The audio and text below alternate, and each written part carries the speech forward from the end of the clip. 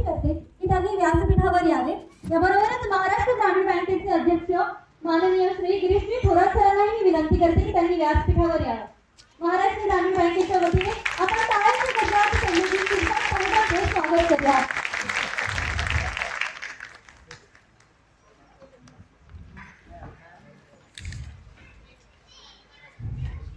महाराष्ट्र ग्रामीण बँकेच्या वतीने छत्रपती संभाजीनगर जिल्ह्याचे पालकमंत्री तथा सामाजिक न्याय मंत्री संजयजी शिरसाट साहेबांचा सत्कार आणि स्वागत महाराष्ट्र ग्रामीण बँकेचे अध्यक्ष माननीय गिरीशजी थोरात साहेबांनी करावा अशी मी विनंती करते। हौसलों से जो इतिहास लिखते चले, हौसलों से जो इतिहास लिखते चले, जनसेवा में हर पल आगे बढ़ते चले, अशी संभाजीनगरची मुलुक मैदानी टॉप म्हणजे माननीय संजयजी शिरसाट साहेब त्यांचा सत्कार महाराष्ट्र ग्रामीण बँकेचे अध्यक्ष गिरीशजी थोरात साहेबांच्या हस्ते संपन्न होत आहे। मान्यवरांचे आभार। यानंतर मी साहेबांना विनंती करेन, उपस्थित सर्व मान्यवर, बँकेचे अध्यक्ष आणि गेले मला तरी 15-20 मिनिटं झाले ज्यांनी मला उपदेश दिला असे नावं तर आमच्या सामने आहे। संजय ते आहे, संजय मी आहे। माणसाने जगावं कसं हे सोप्या भाषेत सांगण्याचा त्यांचा हा प्रयत्न आहे। तुमच्या चेहऱ्यावरचं हसू पाहून पुन्हा एकदा हे नसते आले तर बरं झालं असतं असं तुम्हाला वाटू नये म्हणून मी जास्त काही बोलणार नाही। उपाध्यक्षजी माझा एक मित्र होता, त्याला काही झालं ना तो मोठ्याने हसायचा। इवन तो स्मशानात गेल्यानंतर काय गेला ह्या राखेला पण हसायचा जोरात। तर बसणारे लोक पाहिजे गेलं झालं काय, ज्या दुःखाच्या क्षणी सुद्धा जाताना तिथं हसतो का माणूस? आपल्या बीडचाच आहे आणि बीडचे लोक किती कलाकार आहे तुम्हाला माहिती आहे। समोर बसलेल्या कलाकाराला त्याची जाणीव झाली। एखाद्याला सांगून सुद्धा हस म्हणलं तरी हसता येत नाही, तर त्यावर त्याची मानसिकता समजून घेतली पाहिजे की हा माणूस कधीही आयुष्यात सक्सेस होणार नाही। जो मनापासून खुश असतो, जो स्वतःला दुसऱ्याला खुशी देऊ शकतो, तो नेहमी प्रसन्न असतो। उपाध्यायजीने त्यांच्या आयुष्यातल्या अनेक घटना सांगितलं, संसार करताना कसा केला पाहिजे।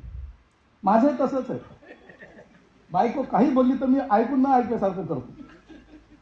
तिलाही वाटतं की हा उत्तर देत नाही म्हणून हा आपल्या ऐकवतमध्ये आहे आणि मलाही वाटतं की तिने बोलल्याचं समाधान तिला मिळालं म्हणून मी खुश आणि तीही खुश। हे सुद्धा तंत्र काही ठिकाणी वापरावं लागतं आणि ते आम्ही वापरतो। महिलांना असं गैरसमज करून घेऊ नका की मी हे जे काही बोललो ते काही अंशी खरं आहे, काही अंशी खोटं आहे।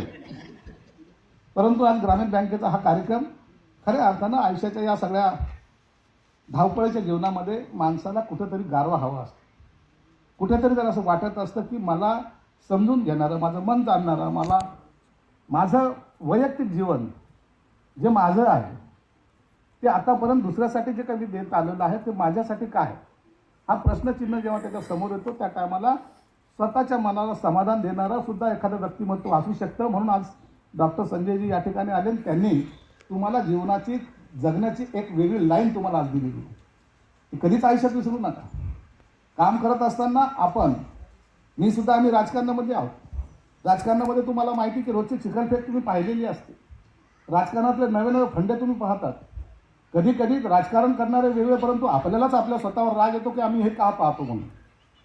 एखाद्याला जर आपण टीव्हीवर पाहिलं तर एखाद्या वेळेला आपल्यालाच राग यायला सुरुवात होतं की आपण यांना का सहन करतो म्हणून। परंतु तो रागा तुम्ही स्वतः करून घेऊ नका, त्याला सुद्धा एन्जॉय करा। एक राजकारण म्हणून नाही तर हे चालत राहणार आहे, परंतु त्याच्यामुळं माझ्या आयुष्यामध्ये कुठं स्पीड ब्रेकर येता कामा नये, ही भूमिका त्यात असली पाहिजे। या बँकेच्या कार्यक्रमामध्ये तुम्ही आलेला खरं तर आकडेमोड करण्याची तुमची असलेली सवय आणि आता या काही क्षणामध्ये 1-1.5 तासामध्ये तुमच्या आयुष्याला कलाटणी देणारे प्रसंग या वर्धापन दिनी आज तुम्हाला पाहायला मिळाला। आयुष्य जगायचं कसं हे शिकवणारा एक वेगळा क्लास तुम्ही आज तुमचा घेतला गेला। तुमचे वेगळे वेगळे क्लास असतातच। अकाउंटिंगची क्लास हा कधी न संपणारा विषय आहे। कधीही त्याच्यात डोकं घालत बसा, ते किती का पर्सेंटेज कमी झालं कमी जास्त झालं यापेक्षा आपण जगलो कसं आणि जगतोय कसं याच्याकडे काहीतरी लक्ष दिलं पाहिजे. म्हणून उपाध्यायांजींना सुद्धा आता पुण्याला जायचं आहे. मला उपाध्यायजी, मी राजकारणामध्ये यासाठी कधीच आलो नाही की मला तिथं काय बनायचं. मी राजकारणसुद्धा एक एन्जॉय म्हणून पाहिलेलं आहे. राजकारणाकडं कधी त्या अँगलने कधी मी पाहिलं नाही, म्हणून मी खुश आहे. गेली 42 वर्षसुद्धा माझा सुद्धा प्रवास काही कमी नाही. 42 वर्ष सातत्याने हे प्रयोग मी करतो. मी 10 वर्ष नगरसेवक आणि 20 वर्षाचा आमदारकी. हा प्रयोग काही छोटा नाही. पण हे प्रयोग सक्सेस करताना सुद्धा काही अनेक अडचणी जरी आल्या तर त्याला खंबीरपणे असा उभा राहिलेलो. कधी मागं पलटून पाहिलं नाही आणि कुणाची पर्वासुद्धा कधी केली नाही. माझं मन मला काय म्हणतंय त्याच पद्धतीने मी वागलो आणि त्याचाच परिणाम तुम्हाला सर्वांना माहिती आहे की संजय शिरसाटच आहे. संजय उपाध्यायच आहे. आणि हा फरक आपण कधी मिटवू शकत नाही. म्हणून जगताना तुम्ही पण बँकेचा तर विचार कराच करा. बँक आहे म्हणून आपला संसाराचा गाडासुद्धा चालला आहे. परंतु त्याच्या बरोबर आपल्याकडं आपल्याला स्वतःसाठी जगायला सुद्धा स्पेस आहे. आपला स्पेस तशीच ठेवा. त्याला पुन्हा ते काटकोनी त्रिकोणी करू नका. जी सांगितली ती गोलच ठेवा. आणि याचा अर्थ मॅनेजरचं ऐकायचं नाही असं होत नाही. नाही तर काय आपलं कुठं त्रिकोणी आहे. मॅनेजर काय बोललेत किंवा त्यांनी काय सूचना दिल्यात मी कशाला ऐकू. माझं तर सर्व गोल आहे. म्हणून असाही कानाडोळा करू नका. म्हणून त्यांच्याकडे सुद्धा लक्ष देऊन या भरभराटीमध्ये तुमचा मोठा हात आहे, हिस्सा आहे, तुमचा पार्ट आहे. त्याच्यामुळंच आज हे प्रगतीच्या दिशेने तुम्ही चाललेला आहात. पुन्हा तुम्हाला वर्धापन दिनाच्या शुभेच्छा देतो. या ठिकाणी थांबतो. धन्यवाद. जय हिंद, जय महाराष्ट्र. किती छान म्हणजे विषय मांडला पहिला मुद्दा. आणि बँकांचं कसं असतं तुम्हाला म्हणतो, बँकेला स्टाफ असतो विनोद. मी 16 वर्ष कॅनरा बँकेत काम केलं. आजोबा आले, त्यांनी विचारलं का चेक क्लिअर झाला का. तर त्यांनी विचारलं कधी टाकला होता. त्यामुळे काल संध्याकाळी. मग तो आज सकाळी कसा काय ठेवली. म्हणजे काय म्हणणार समोरच्या बँकेतलाच आहे. रस्ता क्रॉस केला. तर स्टाफ त्याला विनोद नाही म्हणाला की आजोबा असं नसतं. उद्या जर तुम्ही वैकुंठ स्मशानभूमीसमोर मेला तर तुम्हाला लगेच आत नेत नाही.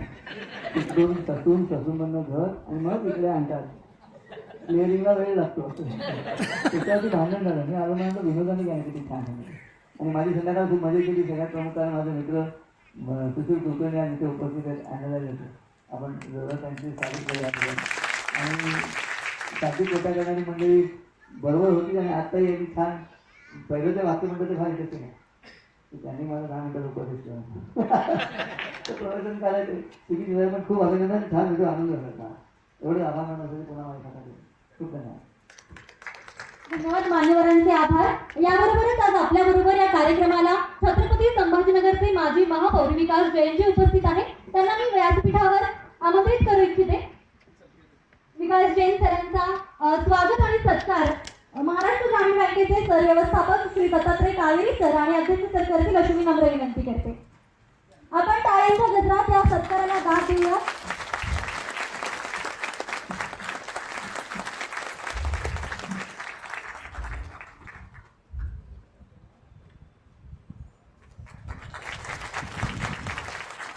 मान्यवरांचे आभार.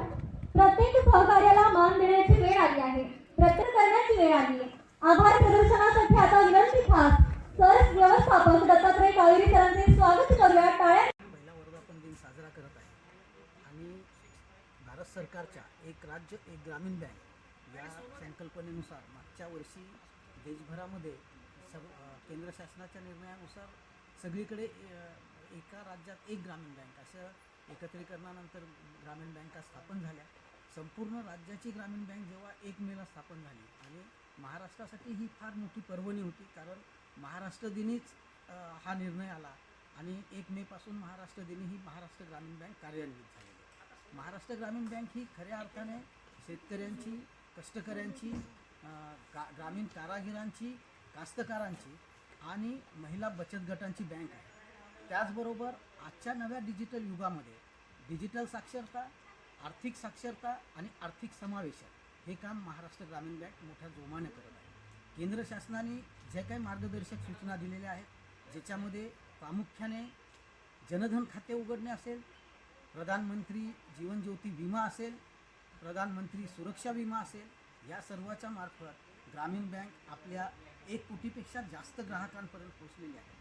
महाराष्ट्र हे एक प्रगतिशील राष्ट्र आहे आणि ह्या प्रगतिशील राज्यामध्ये ग्रामीण बँक ही कुठेही कमी राहता कामा नये आणि ह्या ग्रामीण बँकेचा प्रत्येकाने ग्रामीण बँकेत खातं उघडलं पाहिजे असं आव्हान मी महाराष्ट्राच्या जनतेला आपल्या माध्यमातून आज करेल आणि तरच हा खऱ्या अर्थाने वर्धापन दिन पहिला साजरा होताना आणि आम्ही आमचा व्यवसाय वाढवण्यासाठी आमचा तो व्यवसाय नाही फक्त आमचा तो धर्म आहे आणि तो धर्म आम्हाला आपल्यापर्यंत पोचवायचा आहे त्याच्यासाठी आम्हाला सेवेची संधी द्यावी असं मी महाराष्ट्रातल्या जनतेला आव्हान करेन. धन्यवाद.